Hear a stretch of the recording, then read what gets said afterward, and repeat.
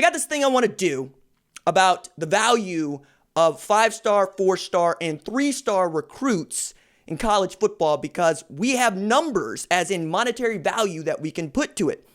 Because a study was conducted by Ohio State University and Professor Trevor Logan that was published in the Journal of Economics to try to put a dollar amount on what these kids are actually providing to the universities, to the college football athletic programs, and just what it means at the high level.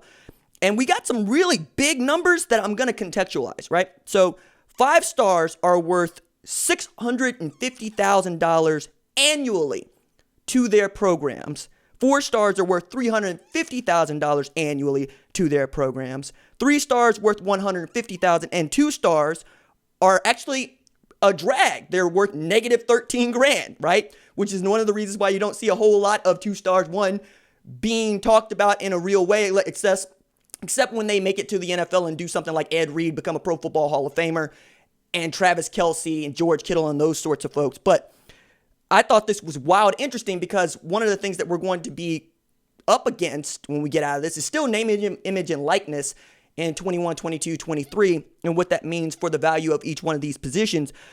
But I wanted to go through this and also give a bit about the methodology. Now, the folks at Ohio State used annual football specific revenue from 2002 to 2012 for all FBS schools, and they use rivals for their evaluation. I'm going to use 247 Sports Composite here in just a little bit because I think it's a little bit more forgiving and gives a much more rounded picture because Rivals has their star ratings, 247 has theirs, ESPN has theirs, of course.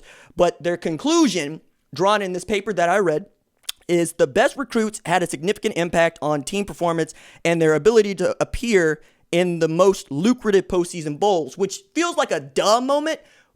But when you take into account how these recruiting classes are great predictors of future success, it's a little bit more than a dull moment. And at schools that didn't necessarily make BCS title games or play in Power 5 leagues, like, say, Houston, where you might get your odd 5-star player like Ed Oliver, he's still worth $200,000 annually to your program, no matter what you do. And if you make a New Year's Six Bowl, because you are that dominant Group of 6 program, then you get even more out of him. And 4-star recruits at these non-Power 5 programs were worth at least $90,000 annually, right?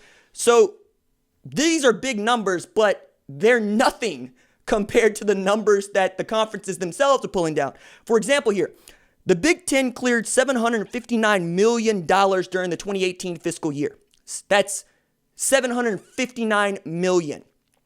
For perspective, the NCAA clears just over $800 million from the NCAA tournament each year, and that is its only huge moneymaker, right? Jim Delaney cleared $5.5 million as the commissioner of the Big Ten in 2018. And the 12 longest standing members of the 14-member conference each cleared $54 million in television revenue in 2018, right? The SEC cleared $660 million in 2018 and about $43.7 million on average for its annual TV revenue that year. And then the Big 12 cleared $374 million and distributed about $36 million in TV revenue, right? So going back to how this figures in the current climate, because again, this study was conducted from 2002 to 2012, and the money's only gotten bigger since then, as I just demonstrated. You take Ohio State's class, which has 16 commits in it, and let's assume for the sake of argument, they all sign their national letters of intent. That's 3 5-stars, that's 11 4-stars, and 2 3-stars. At $650,000 per 5-star, $350,000 per 4-star, and $150,000 per 3-star, they don't have any 2-stars in the class. When you do the math, that's $1,950,000 for those 3 5-stars. That's $3,850,000 for the 11 4-stars. And that's $300,000 for the 2 3-stars, which gives us an annual tally of $6,100,000. And if you do that over the life of how long those guys are going to be there, you can see how that gets into the $30 million range. But let's take last year's number 1 recruiting class in 2020, that be Georgia. 25 commits, 4 5-stars, 15 4-stars, 6 3-stars, no 2-stars, right? So that's $2,600,000, $5,250,000, and $900,000, which gives us an annual total of $8,750,000 and a 4-year total of a cool $35 million. Now, that's $35 million that the kiddos are worth. They're getting paid an average of $43.7 million on the TV money alone, which lets you know how you're able to afford paying Kirby Smart millions of dollars and paying the athletic director at Georgia millions of dollars. We take this all the way to Oklahoma in the 2019 class, right, which is its best class in years. That's 3 5-stars, 13 4-stars, and 8 3-stars, right? So that's $1,950,000 for the 5-stars. That's $4,550,000 for the 4-stars, and that's $1.2 million for the 8 3-stars, or an annual total of $7,700,000 and a 4-year total of $30,800,000. When you take into account that Oklahoma gets about $36 million from the conference for the television money annually, you can see again how this is a bargain, right? So as we continue to talk through how much the kids are worth or not worth in comparison to the television money, and in comparison to how much the head coaches get paid and the conference commissioners get paid, we could see how this unpaid labor, even if it was paid, is still a bargain. I mean, just looking at these numbers, I'm going to recruit all the 4-stars in the world that I can, because that's where the bang for the buck is.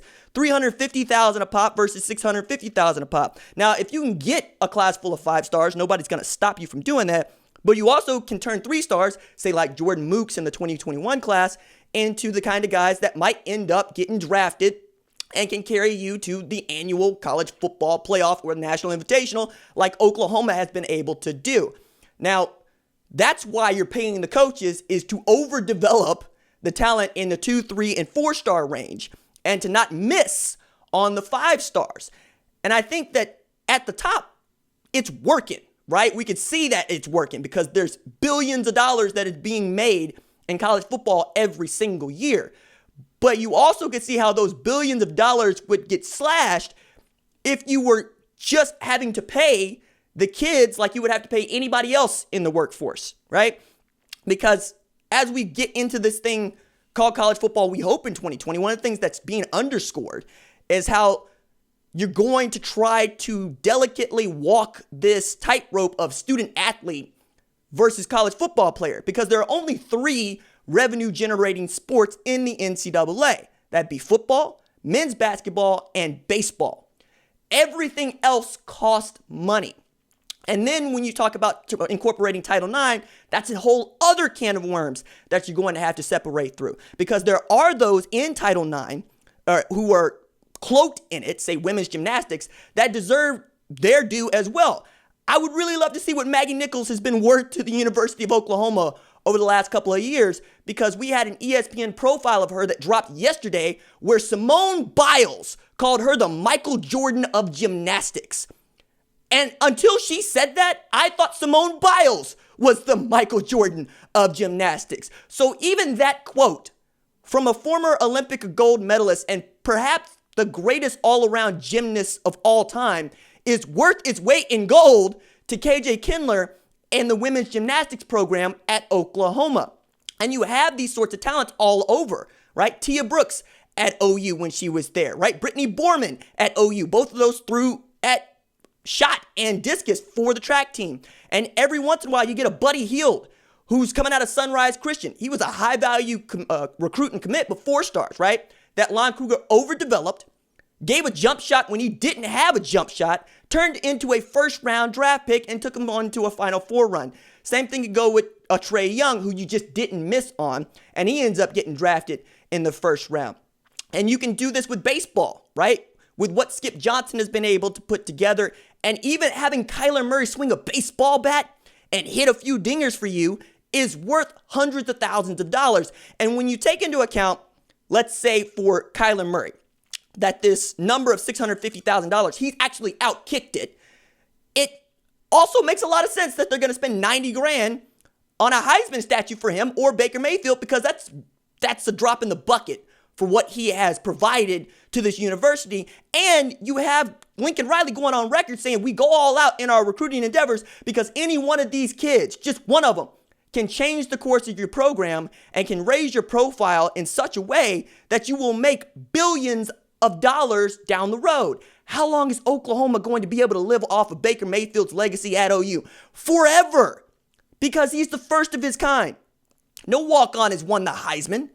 Walked on at Texas Tech, walked on at Oklahoma, wins the Heisman, becomes the number 1 overall draft pick in the NFL. That's going to pay forever. That is the best stock in the world. And you can say the same thing about Kyler Murray, who was also unique and the first of his kind. First round draft pick in the NFL, first round draft pick in Major League Baseball. Has never happened before, right? We're having conversations about Kyler Murray being in the same zone as Bo Jackson, who for many people is the greatest athlete who ever walked the face of the planet, right? This is another reason as to why I would come down hard on Oklahoma State if I was alumni going, where's Barry Sanders' statue? We should be living off of this man's college football legacy for eternity. He was recently voted the greatest college football player in existence, period. I found that to be something worth celebrating, but also worth memorializing in the form of statues, in the form of putting his name everywhere. He should be on the cover of everything. The jerseys that he wore should be the only throwbacks that you wear to remind people of what this legacy is and should be at Oklahoma State. And then when you take it to other places like Ohio State, where they have a Heisman Trophy finalist at quarterback right now, a guy that was there when Trevor Lawrence was supposed to be there and is now being talked about as the kind of guy who could end up getting drafted before Trevor Lawrence. And this is after 2 years of having Trevor Lawrence be the de facto number 1 draft pick in the 2021 class. And you could take this all over the place. You could take this from Wake Forest and Jamie Newman to what he did for their program, elevating it for quarterbacks. You could take it to Sage Surratt at Wake Forest. You could take it to Drake May at North Carolina and the number 3 ranked class they're putting together. And you can see how all of this works together. So I get that on its face, the $650,000 at a 5-star doesn't necessarily seem like it should be that high. But now that we think about it, should it really be that low? And when you think about just how that figures into, say, the 2014 Florida class, which is the highest rated class on record, they probably get more out of us talking about that class being the highest rated on record than any of the players that came through it. Because as I demonstrated yesterday, Trey Burton's probably the best player to come out of that class, and he's not doing much of anything in the NFL. Matt Elam might be a guy that you talk about in that way, but it ain't like you're talking about Tim Tebow, right? It's not as if you were talking about Chris Leak. You're really talking about what Urban Meyer was doing at Florida and what his value has been there. But he's being compensated for that value, right? Same thing could be said at Ohio State. And the kind of class that they're putting together is raising the profile even further of Ryan Day at a time when people really don't know what to do exactly with college football and what to do exactly with bringing it back.